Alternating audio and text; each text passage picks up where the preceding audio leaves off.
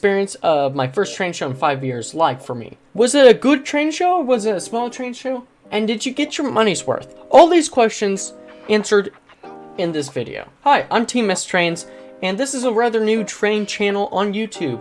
Despite, the older videos being months old, this is the same video. This video is even though being recorded 2 months later and probably posted another 2 months after this is recorded. This is a train channel that captures my experience back into the train hobby and truly shows, how much getting back into this hobby has changed. And rather, this channel shows that progress with, quote, seasons. But to get to how this all was for me, I have to go back to the very start of it all. Back when I was little, me, my brother, my father would go to this train show, which would eventually become the Plano train show, but at this time it was in DFW instead of Plano. So it was about a 1 hour's difference, but eventually when they moved it to Plano, we stopped going. And me and my brother, we loved going to this train show. I mean, we would go every year to go and see these layouts with the spare amount of cash I had, because I was horrible at keeping cash on me at the time when I was a child. But, having like $13 to spend on different model trains to try to grow my collection, the great memories I had. And well, so many years later, in 2023, I want to say, according to my brother, 5 years later after our final train show, we went to this one. And this came about in October 2022 when I had the realization of, hey, I had my own vehicle, I'm in college, I can do my own thing, and I have a job that can pay money to buy model trains. I could go ahead and go to this train show that I've been wanting to go to for years. And well, I looked at the date to see when the Plano train show was in October, and unfortunately I had missed it by 3 whole days. Very, very sad for me. I really do wish I didn't miss it, because it was so detrimental for me. I was like, no! Oh man, I was so sad about it. But I was like, alright, when's the next train show I can go to? And I saw, hey, it's in January again. I'm like, perfect. I'll start saving money so I can go to this. I end up saving about $300, using about $150 of that for spending money on trains and such. And the rest, for miscellaneous of getting to the Plano train show and back and having enough money to commute to work afterwards. But with all that aside, the day of going, I drive to this thing and it's like, I leave at like 3 a.m. and I end up having car troubles as well. My engine light came on. It was horrible. I spent all of Saturday, because originally Saturday I was going to go ahead and go to the train show. But all of Saturday I spent with my father fixing this vehicle, this car, and we got it fixed. Thank God it was fixed. Big appreciation towards him. But it was like, dang, I missed this one day to go to the train show, but thank goodness it was still going on Sunday. So me and my brother, we head on up. He thinks he's gonna die because we're going through the heart of Dallas. Absolutely insane. We get there, free parking, amazing, I love it. And as soon as we get through the ticket booth and we see all the different vendors in the hallway, it's just like, wow, this just brings back a ton of memories to me. And I'm like, okay, time to get our game faces on. And me and my brother, we're just going down this hallway, and then we look to our right and we see the showroom, and we're just amazed by it. And we're just like, okay, where in the world do we start? And we're just kind of like, okay, we're gonna go ahead and look around, see what there is so we can best bet on what we want to buy, and then just enjoy the rest of the train show until we have to leave. And that was our game plan. And you can see with this footage, this is after we bought things. It's just us enjoying recording the trains. It was just a good time. It was, a pastime I've had as a child that I could reminisce on. I'm not saying that correctly, but reminisce on, and really just like look back on and reflect like, wow, it's just as big as it once was, and it doesn't seem like it will die anytime soon, because there's so many people that enjoy the model keeping, and they have all these different sizes. You can properly gauge out what you want in this hobby, rather that be something a lot bigger, garden railways, or you know, something that's much smaller, like N scale, that can only fit in a small size, but yet you still want to run these trains. And so, personally for me, I go in with one of two ideas. Either one, I can buy HO trains and create a train shelf, either create a train shelf to display these HO trains and not have anything to run them because I don't have enough space to run these trains. I don't have a table big enough to run them. Or I could go with a completely new scale that I am not used to. I grew up on HO trains. I never grew up on O gauge, G scale, N scale, anything else. I didn't grow up on it. I grew up on straight HO trains, and I loved it. Outside of a matrix loop of track and wind-up train that my grandfather gave me and my brother, that was the only exception. Now, because of my limited size, it was either I could use this shelf to display these HO trains, or I can try to find enough track, transformer, and engines to run on in a small, like 2x3 foot radius or 2x3 shelf for N scale. And I was really conflicted because I personally have always enjoyed running trains around, but having, you know, always growing up on HO and being also, quote, the poor man's model system and being limited only to $150, it came to a debate of whether you want to go with quality or quantity. And ultimately, I went up with quantity since I was really just restarting my collection. I wanted to get as many things as I could possible at cheap as possible as well. And with N scale, that unfortunately was not going to happen. Despite being able to, eventually I saw an N scale engine, this dummy engine, 3 different freight cars, an oval of track, and a transformer, all for $80 I could have paid for. And this would have been, quote, a custom little N scale set that I could have done and set up on this shelf. But going back to my roots, I decided, hey, I just want to go with, you know, HO, since I wouldn't have this collection of, I would have to be restarting a collection completely. And so this is what I end up doing. It becomes quite interesting to say the least. And yes, the plan that I originally had, you know, go around, see what there is, and then buy the things that I liked later, that did somewhat backfire on me because there was an engine that I did see. I'm like, okay, this is not that bad of a price. And it was a nice little tanker engine, you know, switcher / tank engine. I was like, this is actually a pretty good price. I might buy this. And I come back around, making my rounds, and well, unfortunately, it was already sold. And I would say that was probably the only unfortunate thing that happened at this train show. You know, I had a great time. My brother had a great time. We both got things that we really wanted. You know, he got 2 Santa Fe engines. One was a dummy and the other one worked for a total of $7, which was insane. Meanwhile, he also got a Thomas freight car that he really wanted, and he paid a good amount. It was brand new in the box. I'm like, you sure? And he's like, yep. I'm like, all right, you go get it, man. Meanwhile, my strategy point was anything under $50 or anything over $50, do not get. We were just going straight for quantity. And I do get a good amount of engines, to the point where it was more engines than I had when I was growing up. Now, whether they worked or not, that was a different story. And the amount of freight cars and passengers I got as well at a pretty good price, I would say personally, was great as well. Now, I can understand why they were on sale, as some of these had some problems, to say the least, especially looking at the passenger cars. But the freight cars, they hadn't caused me a problem whatsoever. And I think my best deal that I was able to get was the box cars, as they were all at this one vendor were priced at $3 a piece, and they were the exact same vendor we originally purchased some things for. This is where my brother purchased the 2 Santa Fe's. I purchased 2 engines from them.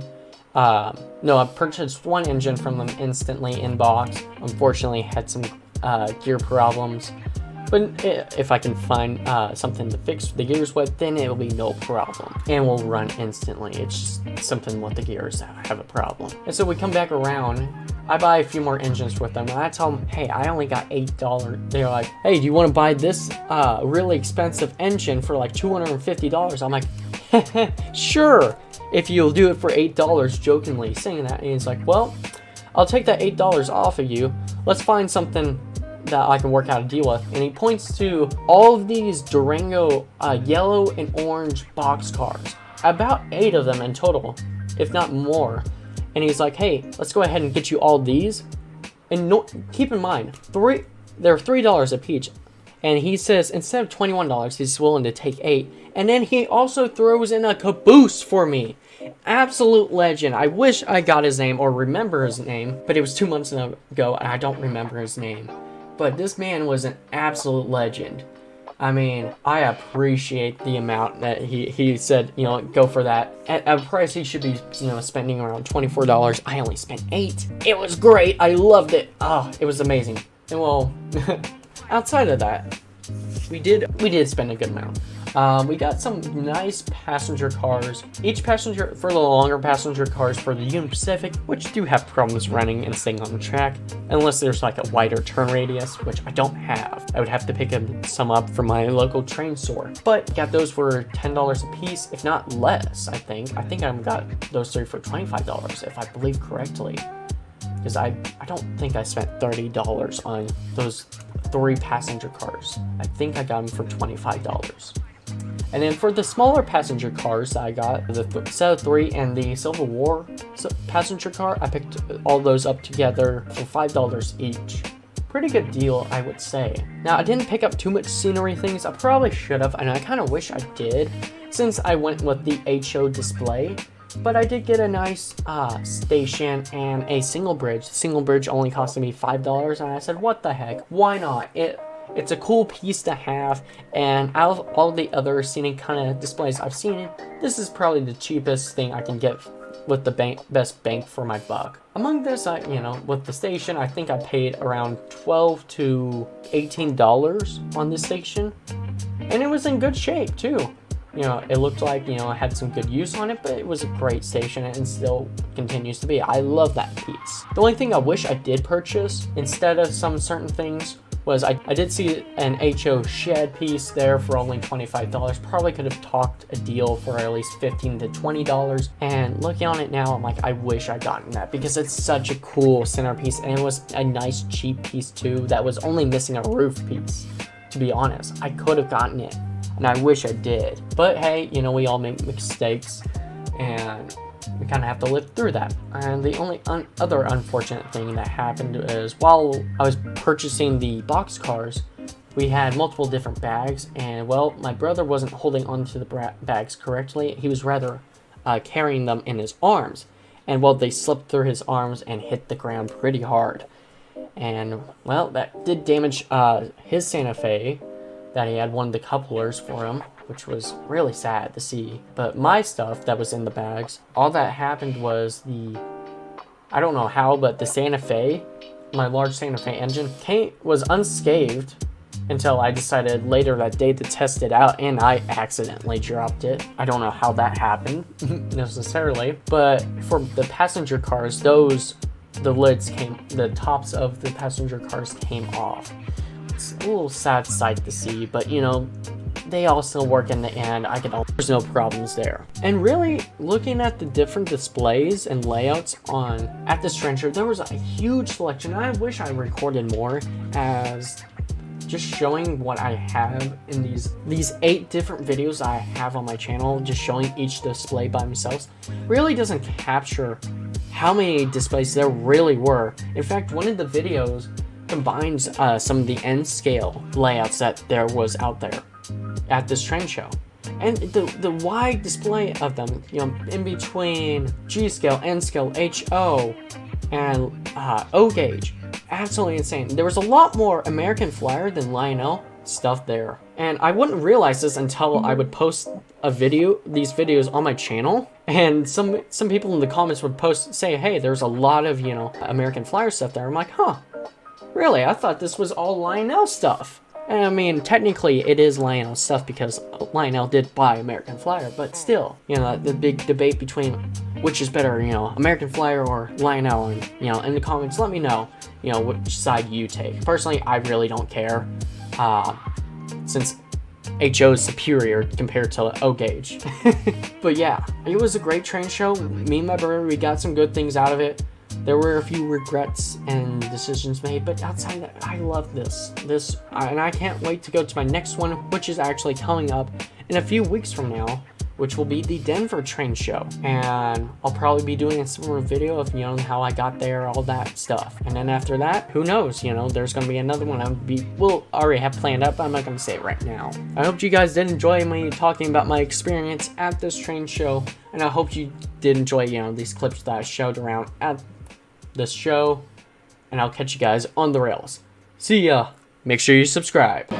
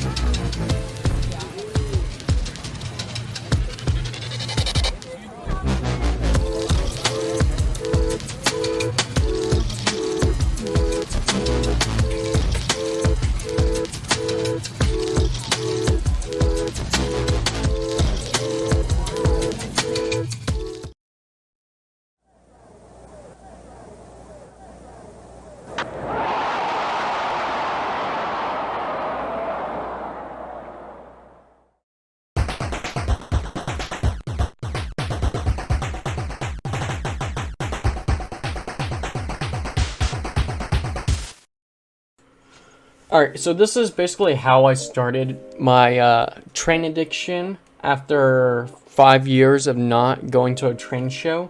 This is the aftermath of me buying these trains and then going ahead and displaying them on a shelf. First thing I kind of start off doing is unboxing all these straights I bought. I didn't buy any curves for whatever reason because I was thinking of just straight up going with just a display. Little did I know, this would change very drastically for me. But since I didn't really have the space or a table space for any HO stuff, the shelf would have to do for these HO trains. This Southern Pacific that I'm showing right now, and this Tin Jurassic Park caboose, were things I already had. These Durango boxcars, I got a bunch of them. All these that you're gonna see for these Durango boxcars, I got them all for $8 total. It's an absolute, it's crazy. That one has metal within it, while the others had plastic. This was a model power caboose that I picked up for $2. I'm gonna leave it in the box there. This was also some smaller coaches that I picked up. A total for each car of these were $5 each. I do believe there's another coach I ended up showing that was also $5 as well. But yeah, there we go. That's gonna go on that line right there. This Union Pacific observation car I picked up for 10. I believe I got 3 different ones total. Yep, there's this, I can't tell what this is, baggage one. I also picked that up for 10, but it does not have a back coupler. And then there's this diner that has worn out text. Then I got these 2 different cattle box cars, one with a little bit brown and other one straight green. That's from the Sioux line. 2 were actually from the Sioux line right there. You can see right there. Then we got the Santa Fe tender. It goes with another engine. It does have a light that works on the back there. I'm gonna put that with the Union Pacific, which doesn't make sense. This engine has had needs some work. I accidentally dropped it while testing it, and the shell came off. As you can see, there's some metal that keeps it in, and that top of the engine is missing as well. The little cover for it, there it is. You can see it now. And we also get this very nice cheese system caboose. I'm gonna end up most likely putting it with the box cars just to match it, or not. This Western Atlantic passenger car from like the Civil War. I also got these with the smaller coaches. There's this 040. Doesn't work, but it's a nice little piece to have if you want it as like a little side shunter. It's very cool, very compact, but somehow also very big. I don't understand it that much. Then we got this Norfolk and Western. Very nice color scheme to it. I picked it up for $5. It somewhat works. It's a little glitchy on the rails and does have the top that kind of pops off, but it's such a nice beauty piece there. We got this Santa Fe gondola. Nothing too special. Just it's a open gondola. And then we got this $20 model power Santa Fe and something. And it came with its box. It works, but it sounds like the gears just grind on it. And I'm just going to put those with this engine with the smaller coaches. It's a very, very cool engine. Considering the tender here, you can see Topeka Santa Fe, the tender actually uses wood instead of coal. Very interesting detail. I personally love that. Very light though. And here's the engine. Love the coloration for a nice little engine. It pretty much just represents a time before those bigger engines, of this being like a dominant engine for its time. You see it, I'm putting it with that's pretty much, it's not on the tracks right now, but that's kind of what I'm planning on. This little time lapse is actually me putting everything on the tracks properly and smoothly, so it all sits flush and nicely. You can see there's some things I do change around, like that Norfolk engine I put with the 3 green box cars. There's some, clearly, some box cars that do take out to make for other space. For example, that cheese system. You can see moving around, all these different things. The Santa Fe barely fits on there. I put that smaller engine there. These are all showing kind of the hidden away part where I have all that. There sits in the back of the caboose, you know, nothing too big. And then the engine right there, both of them actually, both passenger, I thought it looked great. And then the back is more of the shunting area with that small diesel shunting that dummy N-Skill engine right there that I already had. And then that smaller engine pushing some box cars like if it was in a shunter's yard, you know. I think this layout actually, well, not layout, but shelf looks actually amazing. I'm really glad at how this turned out, considering that it was only like a 3x2. Here's some pictures that I took that I thought just looked great. A little close in on that Santa Fe there. A little picture of the guards back there onto the side. Just some great pictures in general I personally liked that you would probably see, you know, from a drone or, you know, somebody taking a picture for the whatever reason. You see them in the museum. But yeah, hope you guys enjoyed that video of me explaining of this shelf. And I'll catch you guys on the rails. See ya!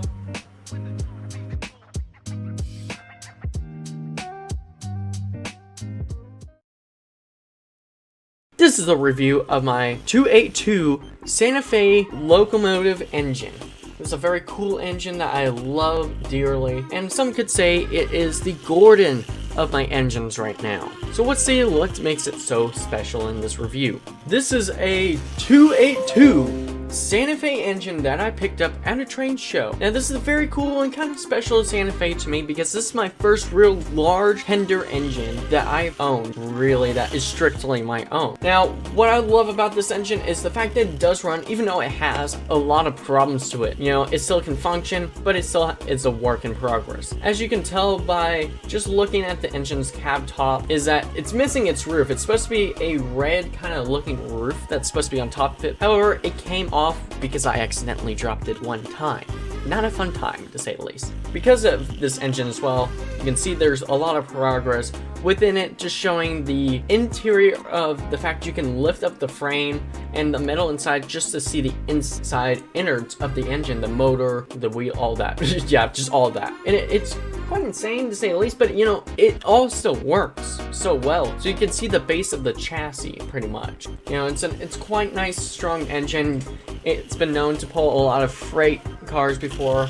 It's just as strong as any other diesel I have on my layouts. And it's kind of my Gordon, to say the least, out of all the engines I've gotten out of this train show haul. This is, quote, my Gordon, for sure. You know, you have your smaller little tank engine, you know, your little medium engine, you got your big strong engine, and you got the alternative ones that would be kind of as strong as it. You know, this is one engine for sure that it just looks amazing. I love the gold and black color scheme with the Santa Fe logo painted on the tender. And then, speaking of the tender as well, is that when this engine is completely stopped and does not move, the back tender light will actually come on and brighten up all the way. It's quite interesting to say the least. And something that's quite different from these other engines is the nose of this engine. This engine has a long freaking nose for whatever reason. I don't know why. this actually, no, his nose is light, so he has a long nose light compared to a lot of the other engines I have. It's just, this one just decides, hey, I want a long nose to be different. And I don't necessarily like the long nose, but it just adds some characteristics to the guy. And overall, it's just a pretty cool engine to have. Everything outside of the problems I stated earlier seems to work quite nicely. You know, I love the details on the engine. I love how it looks. If you guys enjoyed this review, make sure you like, subscribe, and I'll catch you guys on the rails. Bye-bye. Welcome back to another review on the channel. This time we are reviewing my 2 diesels I got from the train show. Now, if you guys do enjoy these reviews, make sure you go ahead and subscribe, as we got a bunch more on the way. Now, these 2 diesels are quite interesting, to say the least, as one of them, they both have their own problems. Let's be honest, both these diesels have their own problem. We're gonna start off with the little shunter diesel that we got. Now, this was a little $10 diesel that I got, and was the first diesel that I got at the train show, and the first one I tested to see if it worked. And well, it right off the bat worked straight off. And one of the things I've noticed that is a constant problem with this one diesel is it cannot pull much of a load. Now, it can somewhat push and shove a bit of a load that it might have, but it's just, it can't really do anything too much. It can pull like 2 cars, maybe a really long passenger if it's lucky, but outside of that, it really can't do anything, as the motors will start burning up and you have to increase the speed for it to barely gain any ground. Outside of that, it rocks a nice old black, silver, and red color scheme. It's an interesting take. I believe it's a Santa Fe engine. Not 100% sure on that one though. You know, with the silver through the center, the red on top and black on bottom to cover the wheels. Not too bad. It's a solid little engine if you want to see it run around in a circle. It's very reliable when it wants to run. But when it comes to trying to push or pull freight, it can do maybe like 2 boxcars. And that's really it. It's nothing too good to look at, to say the least. And this is where we move on to problem child number 2, which is the Norfolk and Western 1776 color scheme engine.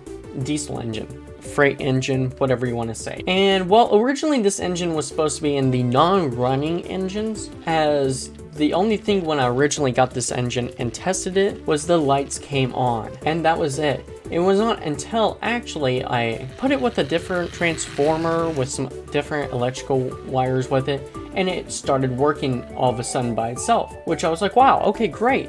And now this engine does run kinda smoothly. It jumps and jitters here every once in a while. It's not the best thing, but it's, you know, at least it somewhat runs, and on a very clean track, and it can be very smooth, as long as it has a lot of power in the track. That's the only way it's moving. Now, originally this engine was $5. They were very strict on that price. They didn't want to budge from that price. They were like, they wanted $5 at least for it. It's like, okay. But for as the engine goes by itself, the reason why I got this was just purely because of its color scheme. I thought it was an amazing color scheme. I really liked it. You know, the 1776, there we go. Color scheme for it. Otherwise, I probably would have not gotten this engine, but it does have both its couplers. Both diesels have both their couplers, so no problems there.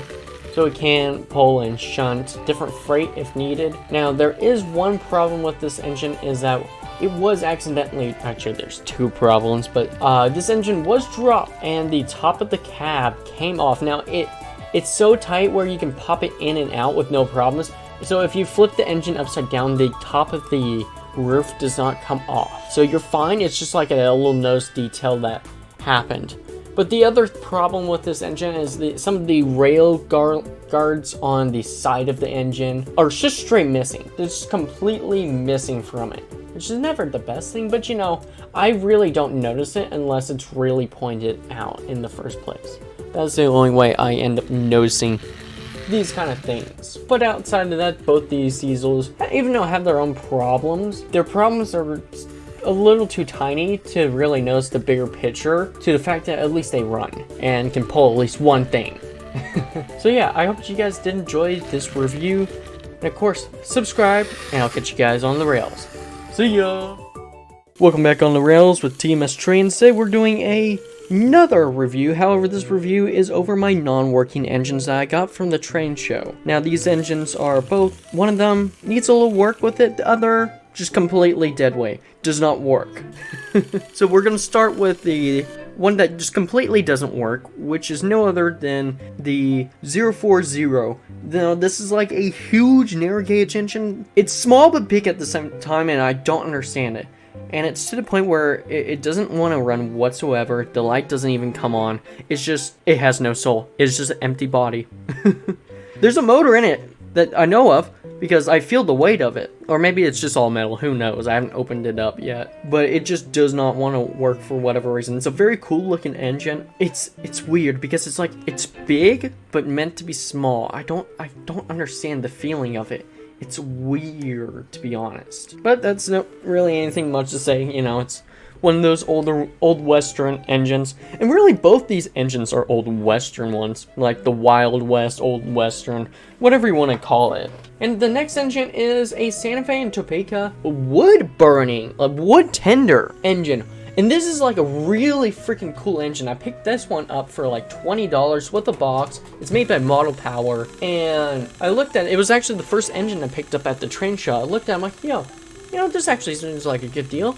Let me just go ahead and buy this thing. You know, it's a very cool looking engine. I love the red roof. I love how the engine just looks, especially that wooden tender. And the fact that this is, you know, a wood burning engine instead of like a normal coal burning engine just makes it that much cooler and that so much older of an engine. And the sad part is it's either this thing is like rubber band driven or it's gear driven, and I don't know. I still have not opened this one on up, but it seems to run just barely. Now, the reason why I qualify this engine as a non-running engine is because it really doesn't want to run. If you kept the power on just long enough, you can make a full circle in like 20 minutes.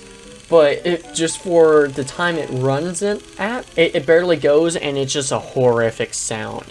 I'm sure you guys are hearing it actually right now, but it's just a horrific sound to listen to.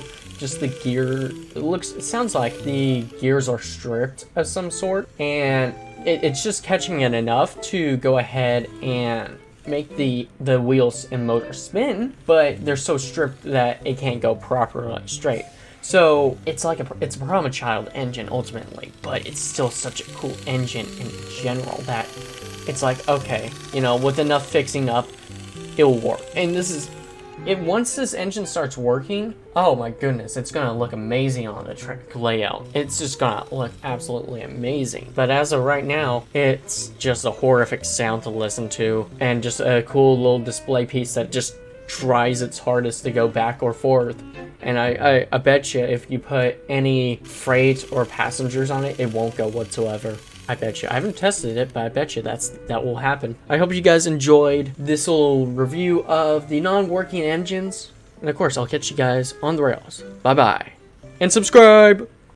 Today we got a new review, and this is going to be all the rolling stock I did pick up, including passengers, at the train show. This is going to be my review of each one. It's going to be a very quick pace review, much like the others, so might as well just get straight into it. So starting things on up with these Durango boxcars. Now I do have a good chunk. I got 7 of these. I thought I had 8 of them, but yeah, I got 7 of these Durango boxcars. Now I constantly see these at like antique shops right now, and just it's like, hey, these are $10 to $15 a pop. I'm like, Jesus Christ, no thank you. I picked all those up for $8, and the vendor originally selling those were saying each boxcar was $3, so I picked them all up for $8. Don't know how I managed that one really. Well, I do, but that's a different story that I think I've already told.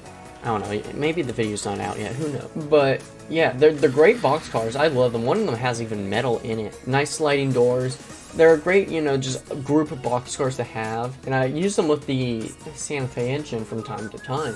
Or a different engine if you watch my shorts on YouTube. But nothing really too special. I love, you know, the orange and yellow coloration. It really pops, you know. It really is like, whoa, that's nice. compared to everything else I got. This is just the one thing that just pops on the rails when it's going. Moving on to the gondola and the cheese caboose. Now the gondola is a Santa Fe gondola. It's a nice black, with the nice little textures on there. Nothing too special. If you want to put things on in there, it works. In the past I put, my N-scale train for the Southern Pacific, I believe it is, dummy engine on in there.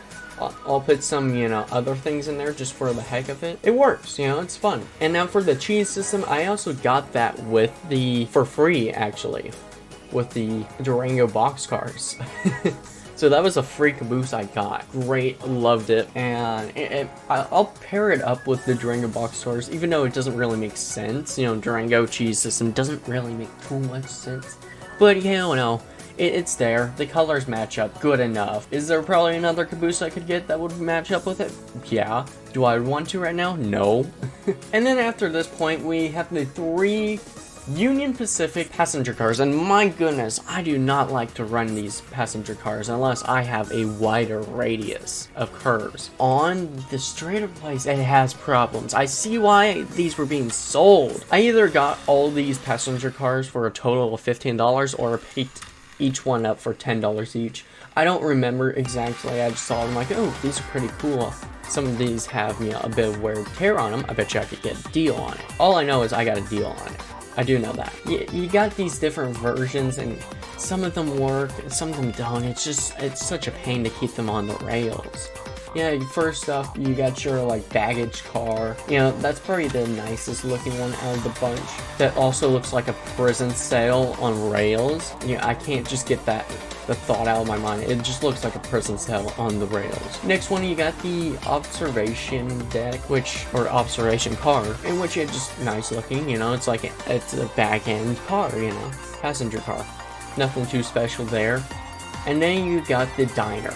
Now, the diner has the most wear and tear on it. It's missing a coupler, so it has to be the back car. It's missing some of the Union Pacific text. It's fading out. And by the way, all these cars were dropped on the ground, and the roofs come off, by the way.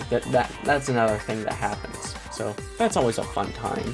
And then we got these green box cars. Now these green box cars are a little interesting. So we got 2 solid green box cars. You can see the other one in the back. I just chose not to bring it out. But the 2 solid green ones are from the Sioux railing line. And then this brown and green one is just a blank one. Similar to the Durango one. Both of them are, but both green and the other green one, they have the same mold, just kind of different colors, while the Durango one has a few different molds for the text on the side to differentiate from the Sioux line or the Durango line. And both of them run great, but some of the green ones, the wheels just need to be oiled. Really, that's all that needs to be done, is these wheels just need to be oiled. And then we move on to our next set of passenger cars, which are these 3 Virginia and Truckee Railroad. Now, these are some old-fashioned passenger cars. They're not as big. It's like a full set of them. But unfortunately, the observation car that's supposed to be in the back can't be in the back because another one has the couplers broken off. Now, I picked all 3 of these up for $5. I like the deal of it. It was pretty good. I was like, why not? A little wear and tear on some of the paint, but overall, just pretty good.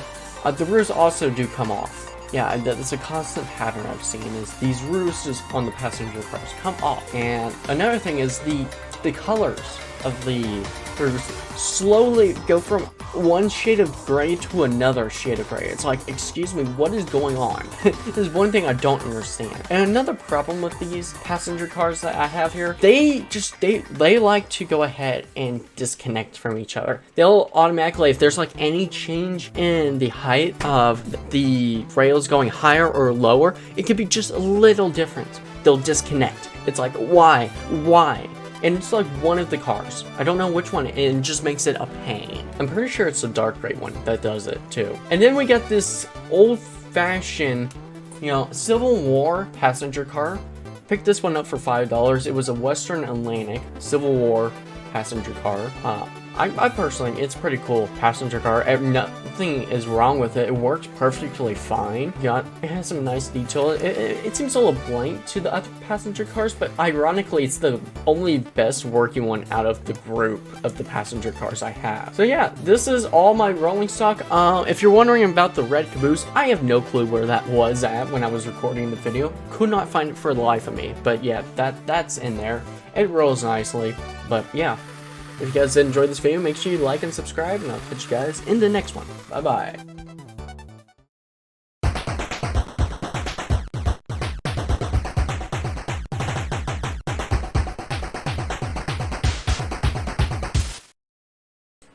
So this is basically just a time lapse of me creating my train shelf. I hope you guys do enjoy this time lapse.